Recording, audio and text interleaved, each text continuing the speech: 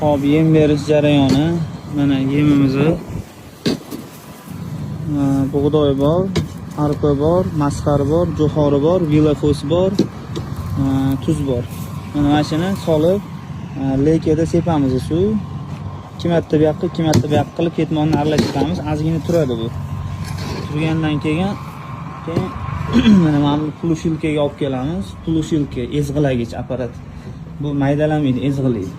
Mana shu apparatga olib kelamiz. Mana ko'rsatmasizlarga. Mana mashina orasidan o'tadi. Mashina orasidan o'tadi. Yem bu yoqdan chiqadi.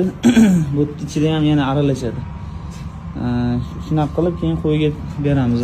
Mana mana ivetilinmagan, tayyor aralashgan pulshilkadan chiqarilgan yem. Mana shu ko'rinishda bo'ladi. Mana shunaqa qilib beramiz. Keyin обязательно vilafos qo'shamiz. Mana vilafosimizni mana shu vilafosdan qo'shamiz.